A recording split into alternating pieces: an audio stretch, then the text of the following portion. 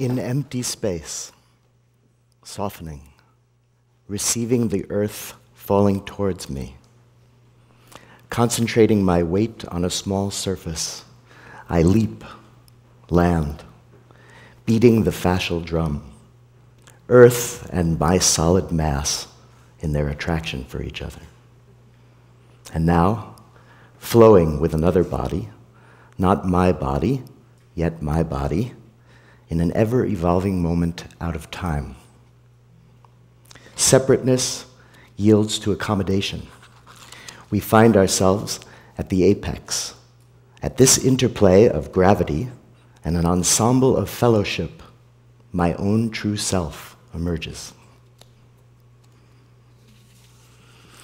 I love to dance, and I'm grateful to teach dance, to be called to teach, really, and to have learned this art from my elders, so many willingly, understandingly, generously offering me a hand up the ladder of experience.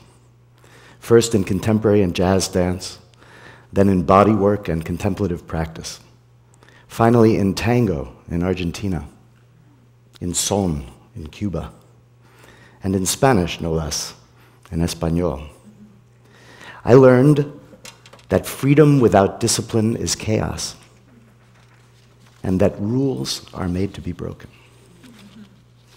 That there are 3 steps to mastery: the learning of a specific technique of a form, the repeated practice of that form over the course of many years, and to not even think about the 3rd because the 2nd would take me so long. And to be ready for an opportunity when it presented itself, which it would and did. Now I find myself before you, just such an opportunity. How not to waste it? 10 minutes while a healthy soundbite is not enough time for establishing the backstory. And I don't want to rush. I want you to hear me speak. I want to hear me speak. So here's the play. You are the dean of a prestigious university where I am proposing to begin a unique academic program. It is a program to train teachers for elementary, middle, and high schools. They will be dance teachers, but not of performance dance, though they may perform. They will be teachers of social dance, of body awareness, of boundary keeping, of relationship building, of consensual democracy, of leadership and followership, of community building. They will provide a necessary balance to our focus on the mind, reading and math, intellectual rigor, competition. This balance seems to be being ignored in present school curriculum, where physical education has often been reduced to an elective, and where the skills of social etiquette are a throwaway, taught in the schoolyard by each class of ignorant kids to the class that follows them.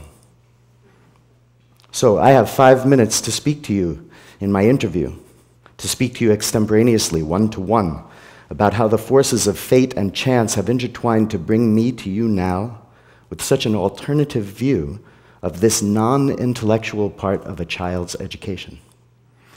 You will already know a few things about me, that I have spent the better part of 35 years in 10 countries on 4 continents in multiple languages, practicing teaching in both traditional and non-traditional settings, and that I have worked with multiple disciplines, multiple age groups, in a variety of different cultural and educational contexts.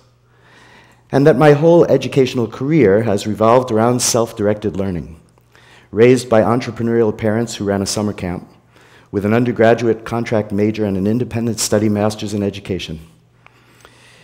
You will have already observed some of my classrooms, these special groups that I have worked with during the last 10 years, and have been tremendous laboratories for working with young people. The most fulfilling part has been the way that the young adult alums keep coming back to dance with new generations of teens. The mixed level and mixed generation approach is also from my non-conventional playbook. The kids who took to dancing and have made it a part of their lives as young adults are showing incredible maturity and wisdom. And you will already be familiar with some of the nuanced arguments I have made in my written proposal. That academic dance has developed in Western higher education only in its identity as a performing art. Not that I have any objection to that identity, for dance is beautiful. But dance has played and still plays a far broader and more fundamental part of our lives than purely as artistic performance. It is at the root of all community ritual, beside music, poetry, and ceremony. That the skills of social etiquette were part of traditional curriculum in the United States, as folk dances, square dances, line dances, that they were oddly dropped either as antiquated or anachronistic during the 1960s with the rise of individual expression and improvisation. And again, I have no objection to dance as do your own thing, but it is so much more. And then, the irony of how feminism has contributed to the demise of social dancing in academia. In athletics, social dance was conventionally a part of the phys ed department. Title IX led to funding for women's sports. Women competing as men do was the test of appropriateness for funding. Where was the funding of dance or non-competitive athletics? And even more importantly, something oh so much more challenging to accomplish, the channeling of financial resources, but more our social commitment for involving men in these more somatic, that is, body-oriented disciplines, something that for the most part is still not even recognized as something that men need. And men, we do desperately need these, quote, feminine, experiential physical disciplines, ones measured in feelings, not scores. So here I go, my 5 minutes with you, Dean Every Person. Social dance is a counter-trend to the isolation and separation of the individual from family and community by the modern workplace and society. It is an overlooked and underrated skill set for the youth of the modern age. A meeting in action of physical, emotional, and intellectual components of a well-rounded citizen. One where the mind's tendency to reach hurried conclusions is tempered by the body's need for disciplined repetition of the skill being embodied. The body's need for disciplined repetition of the skill being embodied. And where the heart's patient negotiation of boundless enthusiasm with inevitable self-doubt secures the magic of empathy and deep understanding. Where practice begins with self-consciousness embodied in yoga, Pilates, and other non-competitive somatic self-explorations and challenges, but builds to embrace relationship skills, touch, boundary setting, collaborative problem solving, leading, following, the empowerment implicit in a child's awakening to one's own participation as an equal in a duet becomes the foundation for one's then robust participation in a group, team, or community.